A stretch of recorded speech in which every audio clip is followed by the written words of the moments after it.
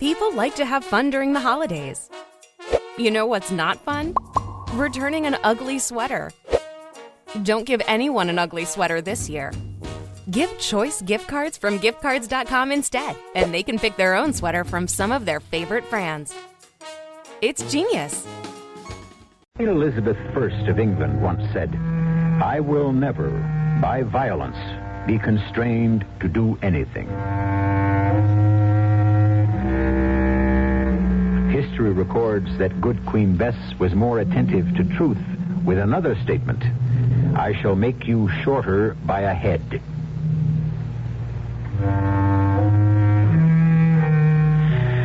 The lady had more violence in her than she dreamed or admitted, just as all of us do if we face the truth.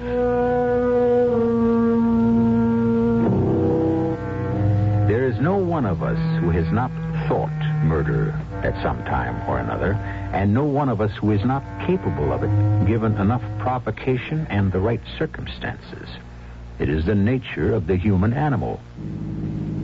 Stop the car a minute, Hugh. Why? I have something to say before we get home. I'm afraid it will have to wait. It can't. Look, I'm ready to shoot you if you don't. Anne, put that gun away. Now, listen to me. No, I've listened to you too long.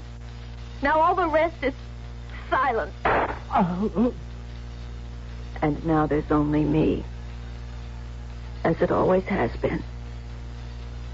I'm alone.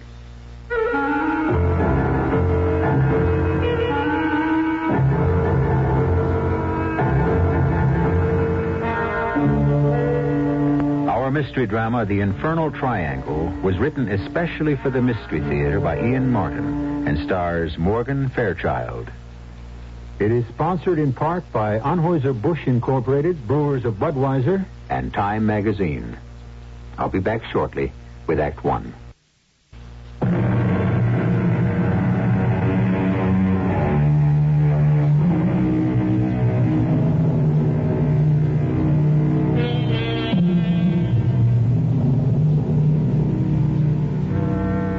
On the morning when all this begins, nothing could be further from Anne Fairchild's mind than violence. To be in love, to be loved in return, and to have just set the wedding date produces such a state of euphoria in any young woman, even by today's standards, that the darker side of life disappears in a puff of gold-spangled smoke.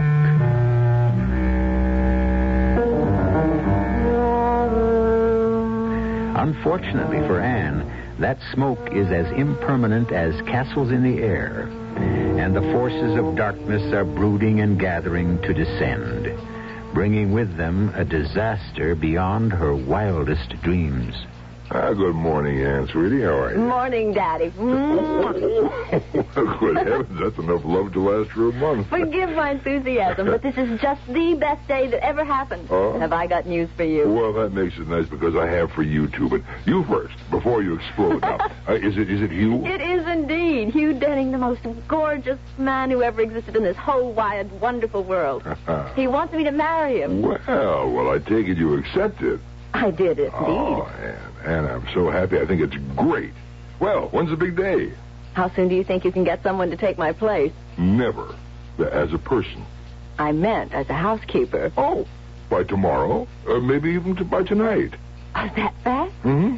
I told you I had some news, too. While you and Hugh were out last night, I had a call from Eve. She's coming home. With Roger? No, alone. Oh, they went through with the divorce? Mm-hmm. Yes. Well, don't look so concerned, honey. It isn't her marriage that concerns me. It's Eve. Well, I think Sister is strong enough to weather it. I know darn well she is. I know just how strong Eve is. I ought to. Oh, now, come on, Anne. You're not going to rake up ancient history, are you?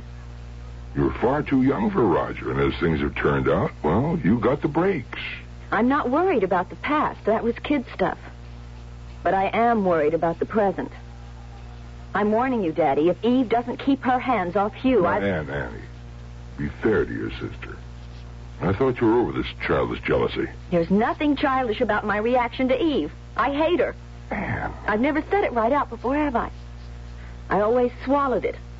Choked it down because I didn't want to hurt you. I didn't know how to hurt Eve. The way she's always hurt me. And I didn't mean to just blurt it out. But as long as I have, you might as well know the way I feel, Dad.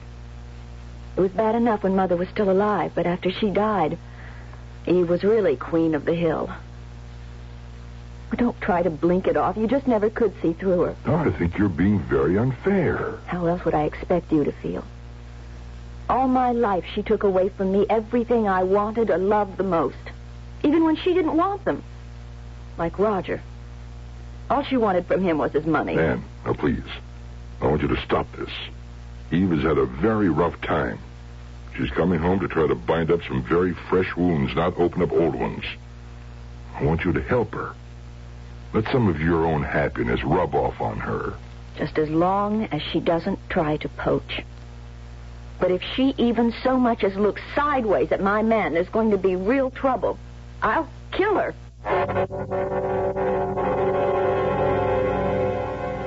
Of course, I don't really mean what I just said. I don't want to hurt anyone. I just don't like being hurt myself.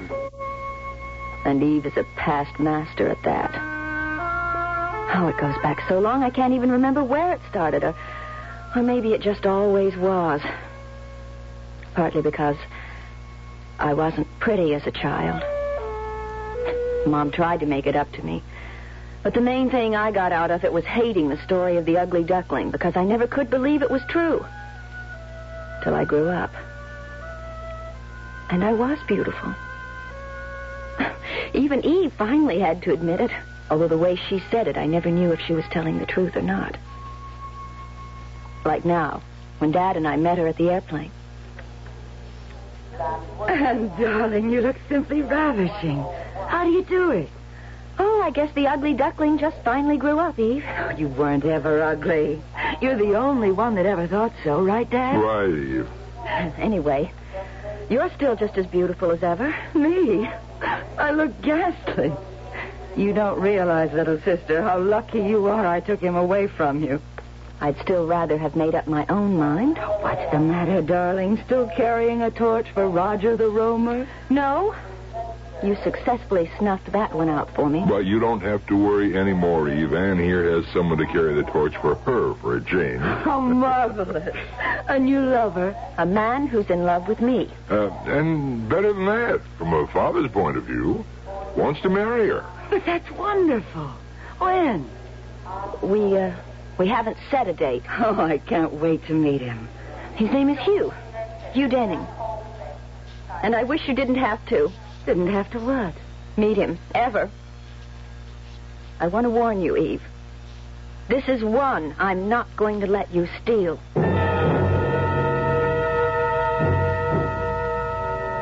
I don't know when it first started, but all the things that were nearest and dearest to me seemed to end up as Eve's. A teddy bear I once treasured. Skates I got one Christmas. Dresses, clothes. Eve got all the ones I wanted. I got the leftovers. And then when we were old enough, boys. Anyone who came to see me always ended up trying to date Eve. Now she was back again. How could I hold on to Hugh? So you're Hugh Denning. I can't deny it. And you're Eve. I've heard a great deal about you. Oh, I wish I could say the same about you. But I'm willing and anxious to learn. I'm here too, remember? Of course, Anne. You're not forgotten. Never for a moment. It's just that this is a big moment. And a man I'm most anxious to meet. Eve, I warn you. I think maybe it's time we all went into dinner. Huh? Not that I mean to interfere, Anne, but don't you have everything ready? Why, yes, Dad. Suppose you and Hugh sit down, and Eve will help me bring the things in. Eve? Oh, of course. You'll excuse us, Mr. Denning. It's Dr. Denning, Eve. Oh, I'm sorry. I didn't know. I guess I have a lot to learn about you. Are you going to help me in the kitchen? Of course. We must have a nice long talk after dinner, Dr. Denning. Good. I'll look forward to it. Eve, you're not going to start it again. Start what? I told you to lay off Hugh. Oh, for heaven's sake, Anne. What's the matter with you?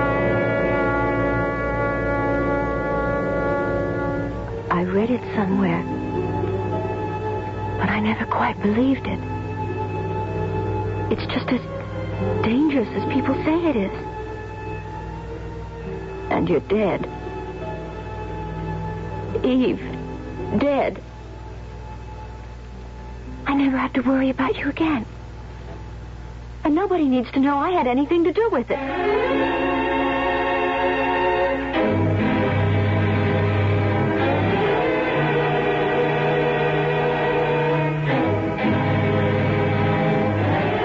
In spite of our knowledge about the danger of certain electrical appliances, too many people die from accidental electrocution every year.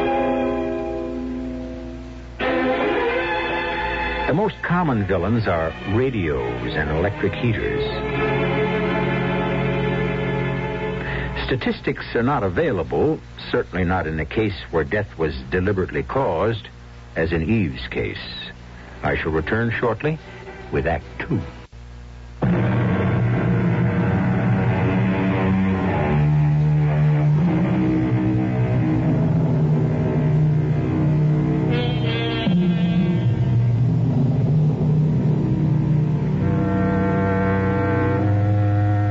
The shocking crime that Anne Fairchild has effected is not the end of her problems, but only the beginning of a new set.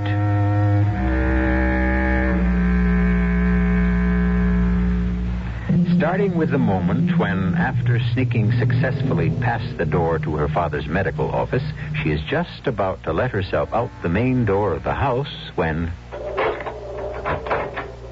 Anne? Yes, Daddy. Oh, you're just coming home, huh? Yes. I thought I heard you come back sooner. No, I just drove up. I got all the way to the supermarket and found I'd forgotten my pocketbook. I left it here on the hall table. Oh, then you haven't been shopping yet. No. Good. My drug salesman hasn't been by this month. Could you stop in at Citrine's pharmacy and get me this prescription order? I'm all out of phenobarbital. I've called them. It's a large order, but they'll let you have it since they know us both. Oh, I'll get it, Daddy. Fine. I've got to get back to a patient. By the way, that's capsules, not tablets. Where's Eve? I guess she's in her usual morning state. Ah, dead to the world, huh? She doesn't like getting up in the morning much. Well, I don't blame her. I've been giving her some sedatives. Maybe we ought to wake her now, though. And as soon as I dismiss this patient, we could all have some brunch if you'd make it. No. I'm going shopping and get your pills, and then I'm coming home for a nap. If you want Eve, you'll just have to wake her for yourself. I didn't mean that literally, of course. Because nobody could wake Eve. She was dead. Electrocuted, drowned. Dead as dead. But then everything became sort of blurry. I guess I was just reacting to all the horror, the terrible thing that had happened, and my own terror. I remember I did the shopping and I picked up the pills for Dad. I came home and just left everything in the kitchen and went upstairs. Well, everything was spinning round as I lay down, and I must have fallen asleep so deep that it might have been me that was dead. I remember waking up once and being questioned by someone. Senator Police, I must warn you, whatever you say can be used against you. I haven't said anything, have I? No, but you will. We have our own methods. You say the radio was playing. I didn't say the radio was playing. Ah, but the sister was in the bathtub. The radio was playing. You threw it in the water and you killed her. No! Why would I do that? Because you hated her.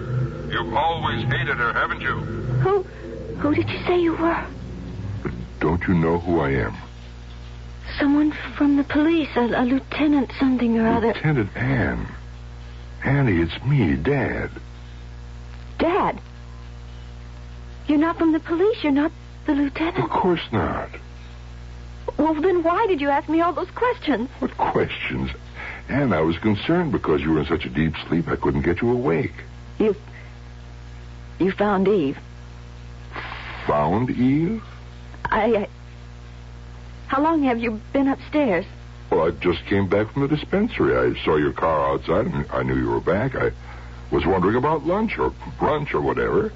I came to wake you up first, and then I thought we'd get Eve and eat together. You can't get Eve. She's dead. Dead? We told her about having that radio in the bathroom while she was in the tub. It fell in, and she got... Good Lord. Good Lord. How do you know this? It doesn't matter. I saw her lying there in a dream, perhaps. Nobody could prove anything else. I wasn't there when it happened. You know that. What are you talking about? It was a clock radio. You could tell when she died, and anyway, you're a doctor. You could tell, too, and you know I wasn't even there when it happened. You can't prove I was. I know that you don't know what you're talking about. My God, what have you done? You stay right here till I find out. He didn't have to worry about my staying because I was so woozy again, and suddenly it was like a curtain dropping. The black came and I was asleep. And when I got wakened again, I would have given anything not to be, because the voice that brought me out of sleep was Eve's. Hello, little sister. Heard any good music on the radio lately? Eve. Who else? Your loving sister. You're not dead? What do you think? I shouldn't have to think. I know you're dead. You ought to know. You killed me, didn't you? No, it was an accident. You wanted it to look like that. With you dead and out of the way, at least I could have something for myself. You mean you? Yes. He doesn't love you. He wants me to marry him. Are you sure? Isn't it the other way around? What other way around? Isn't it you that wants to marry him? And under the circumstances, he had to pretend. What circumstances? You know as well as I do. Better, in fact. I don't know what you're talking about. That's what I'm afraid of. I'm not reaching you, am I? How can you reach me? You're not even here. You're a ghost. You're dead. Dead. Dead. The blackness came swirling around me again, and there was peace for a little while. The blessing of nothingness, of not knowing, of not being. And then, like being in seawater, you can't fight the buoyancy forever. And gradually you rise back through layer upon layer, back to the surface, and life again. The hard and terrible facts of life. No. Why are you shutting me up here? Because you're condemned. Why? Didn't you kill your sister? No, it was an accident. Didn't you want to see her dead? I didn't want her to steal a man I loved. Couldn't you hold the man by yourself? Couldn't you trust him not to betray you? I don't know. I thought I felt that if I didn't have to compete with Eve, I would be safe. So you killed her? Who are you? I might be yourself. No, you're not. You're Hugh. Of course. Who else? I don't want to see you. You don't love me. That's silly. Everyone loves you, Anne. Not you. Not the way I want you to. It's Eve, isn't it? It's always Eve. Easy, darling. Easy. Don't talk to me like a child. I was your child. You could have told me to do anything, and I would have done it. Till Eve came back. Then it all changed. Nothing has changed. Everything has. I didn't want it to. So I killed her. You know that, don't you? It was an accident. Oh, no. No, I took the radio and threw it into the tub to kill her. Why? Because she was trying to steal you away from me. And she'd never have stopped until she had. Stealing me from you? Yes. You are in love with me, aren't you? Yes. In a sense. What does that mean? In a sense. You said you loved me. As you loved me. No more, no less. You didn't want me as a woman? It's difficult to explain. What's difficult? Well, you have nobody to run to, Hugh. She's dead, no matter how much she tries to haunt me. And you'd better make up your mind to settle for second best. Because I'm all you have left.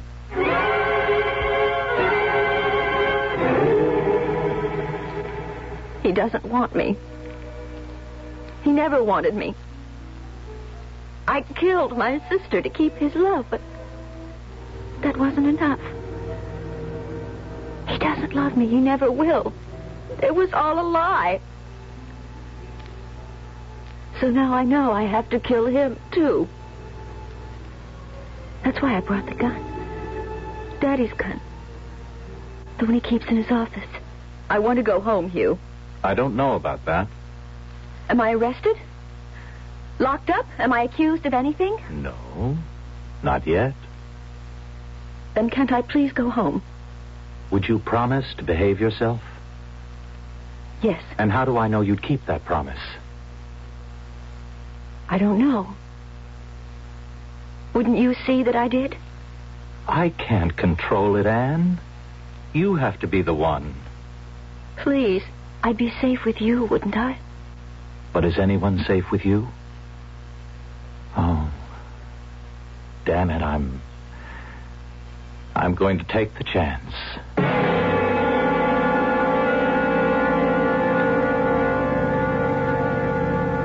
Could you stop the car a minute, Hugh? Why? Oh, right here by the river, please. I've got something to say, and I have to say it before we get home. I'm afraid it will have to wait. It can't. Look, I'm ready to shoot you if you don't. Anne, put that gun away. No, now stop the car. All right. Just don't do anything foolish. Now, what is it you want, Anne? Something so simple.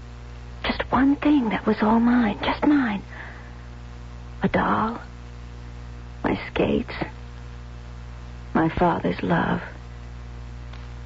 Roger as a lover. And then you. You most of all. To be my husband, my lover, my man. Eve took them all from me, so I thought that if I killed her, then I'd be safe.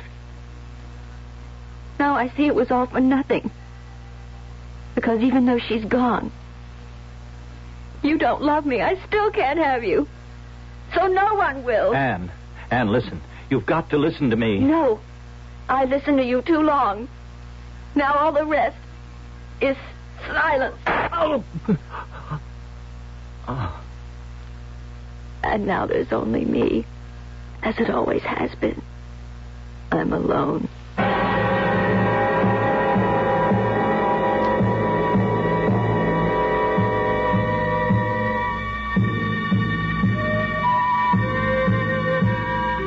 Anne Fairchild. Not the picture of your all-American girl, is she? What drives her? How does she expect to get away with 2 murders? Will the second return to haunt her as the first? And what possible redeeming quality makes her story worth retelling? I'll return shortly with Act 3.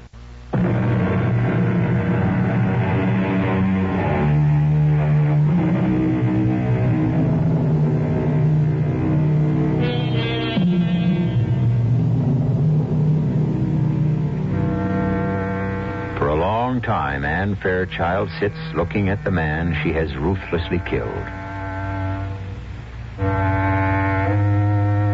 She is immobile, frozen, except for the tears which run silently from her unblinking eyes. For the moment, her body is as dead as Hugh's. Only her turbulent mind is alive.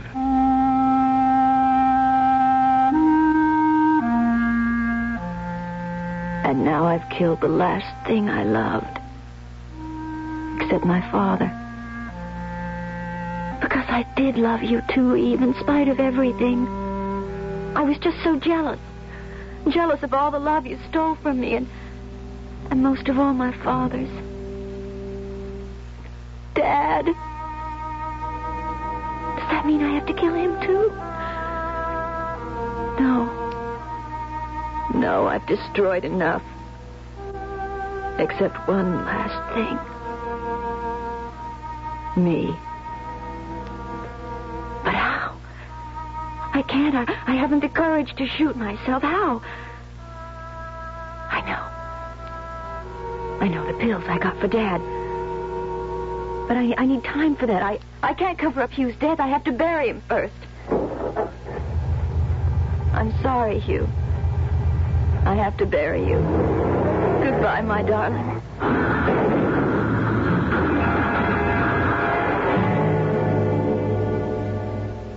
I don't remember how I got home.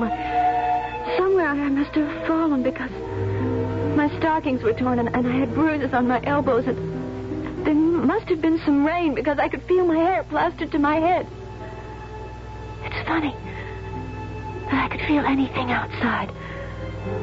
Because inside, I was dead. Dead as Eve and Hugh, and as I hope to be soon myself.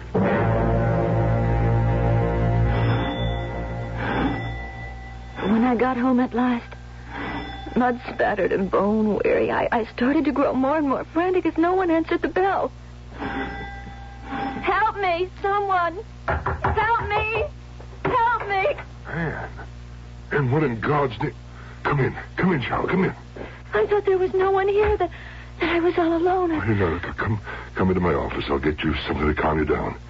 Have a look at how badly you're hurt.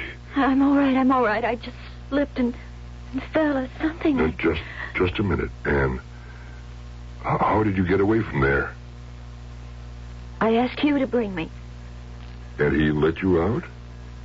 We started off in his car, and then I... Yes, and then? And then I had to kill him. Because he doesn't love me. That isn't true. He doesn't want to marry me, does he? Well, I don't know how to answer that. It doesn't matter. He can't anymore. I made him dead. Just like Eve. Anne. Yes? You say you killed Hugh just as you did Eve. How? How? Yes. How did you kill Hugh? I shot him. Then I got out and put the car in gear and let it roll down the embankment. You say you shot him? With what? With your revolver, the one you keep in the drawer. I thought about shooting myself first and then again afterwards, but I didn't have the courage. Just a moment, Anne. What did you do with the pistol, Anne? Afterward, I mean. The gun, I don't know. Maybe I threw it away. I don't know. I don't remember. But you haven't got it now? No. You can see I don't even have my purse. And you're sure Hugh is dead? Yes. The phone is ringing. Letty, let someone else get it. How can you be so sure Hugh is dead? Because if the shot didn't kill him, he'd have to drown in the river. The phone has stopped ringing. I know. Someone answered it. Anne. What? Why did you want to kill them? Eve and Hugh? Because they stole love from me. The only thing I ever wanted and never could get all my life. But I'm sorry I killed them. Sorry. Anne, there's no need to be sorry because you haven't... yes. Yes, there is. Because, you see, it didn't do any good. It didn't make me safe or give me what I was looking for. The only person I should have killed was myself. Myself. It's the only way I'll ever be free. Come in. That was Hugh, Dad. He called to say that... That what? Anne had escaped. I told him she was here. No. No, he couldn't have called. He's dead, just like you are dead, Eve. You can't be alive. Why won't you die and leave me alone? I see it now. The only way I'll ever be rid of it is to die myself. Watch it. Anne, No, Anne, stop it. Let go. Anne. Let me alone. Here. You all want to be rid of me. Hold her, Just let Eve, me Eve, die. hold her. Can you handle her just long enough for me to get... No, I got her. I'll get a hypodermic. Make it quick. That's it. Why Hold did I her think there. I'd ever win? I just... Easy now. Die, please, God. Anne. Please. And if you'll help me, if you'll just help me, I'll bring you rest. Can't help me. I can't. Why do they haunt me? I've got to hide. Darling, my little daughter Anne, let me help you. You know I will because I love you. You love me, Daddy? Daddy loves me? Daddy loves you.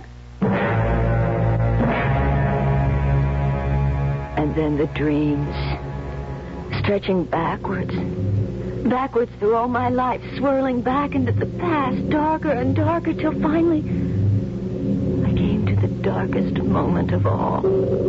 I don't know what age I was, very young, 8 or 9 perhaps, and I woke up and couldn't sleep. I climbed out of bed and I listened at my door.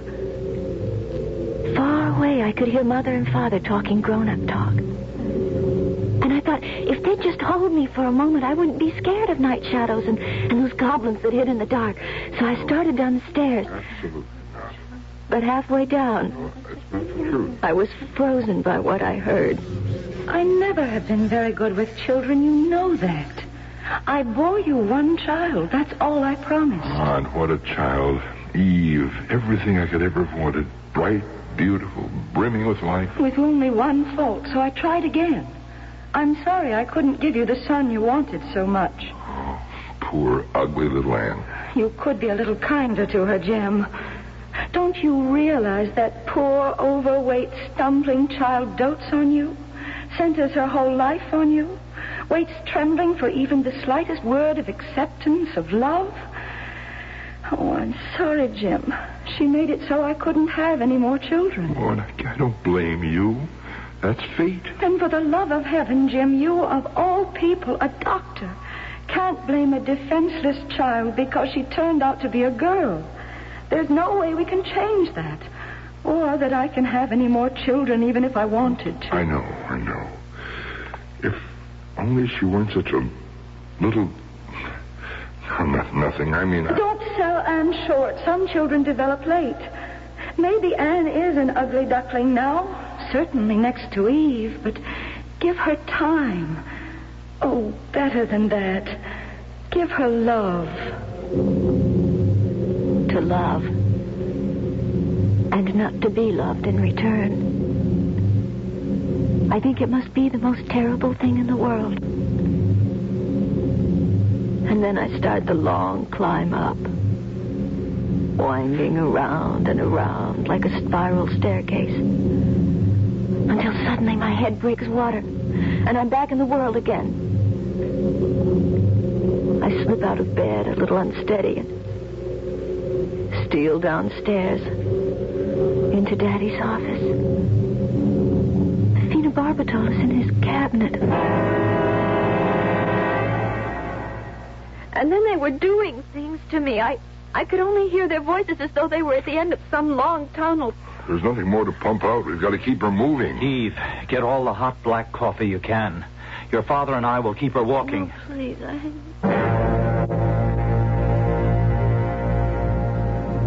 I don't remember ever being so tired. I couldn't even flick my eyelids to save myself.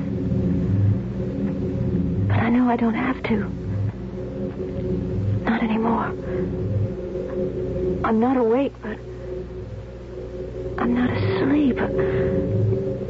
Just lying here, I can hear every word that follows with marvelous clarity. I can't react, but I can hear. I can hear. You mean Anne actually thought she had killed me? And you, Dr. Denning? Well, Anne's been hallucinating for a long time.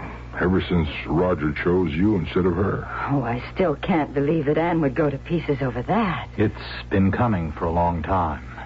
You thought he had it under control till the accident of your coming home. You mean Anne's right? I caused it all. No, I'm the one to blame. Nobody is to blame. It was only unfortunate that just as I had gained Anne's confidence, at the expense of accepting for myself the love she still harbored unrequited for her father, you came along, Eve, and were the catalyst that blew things wide open again. Then it is my fault. Oh, look, if anyone was at fault, we were all at fault. But Hugh, are you trying to say that we've exploded my poor little sister into fragments? That she can never be pieced together again? I don't know how to answer that. I only know that as long as I live, I'll be trying. Because when Anne gave me her love and I returned it, it was no pretense. I know the real girl that lies buried under all the emotional misunderstandings. And I love her. I'll never stop believing I can't clear away all the shadows and let the sunlight back in.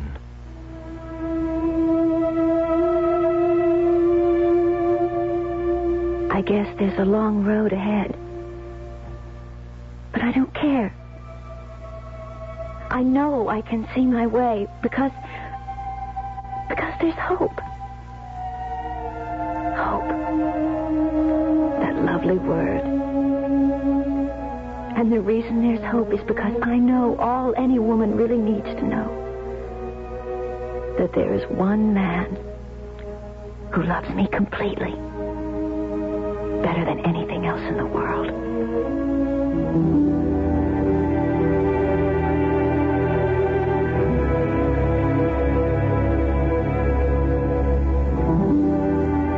In a way, this hasn't been a story at all, because most of it was never told. We only heard Anne's point of view, which was mostly illusion. So rather than a story, we might call it a vista to a girl's mind, to a place of shadows that suddenly faded in the light of truth and understanding. A strange visit to a dark room. I'll be back shortly.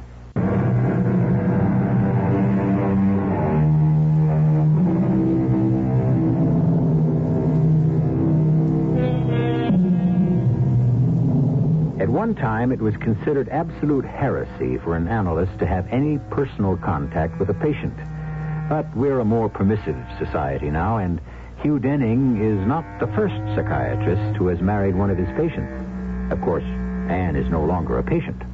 Analysis had brought her freedom to understand and control her life and be a whole woman. And there is no question that the whole experience has made Dr. Hugh Denning a better analyst. So everyone gained, and Anne's hope became reality. Our cast included Morgan Fairchild, Joe Silver, Catherine Byers, and William Redfield. The entire production was under the direction of Hyman Brown. And now, a preview of our next tale. Helen, what is it? No. Oh, no. No, Helen, look at her. Help me. Face it.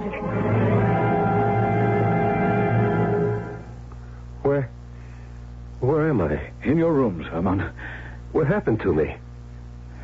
Oh, I remember. I fainted. I saw... Well, what did you see? You must promise not to laugh at me. I promise. She winked at me. She what? She winked at me. Oh. You say that as if you think I'm crazy. I'm not. I'm the sanest person you know. But the old Countess, my grandmother, is dead. I know. But she winked at me. Radio Mystery Theater was sponsored in part by Buick Motor Division. This is E.G. Marshall inviting you to return to our Mystery Theater for another adventure in the macabre. Until next time, pleasant dreams.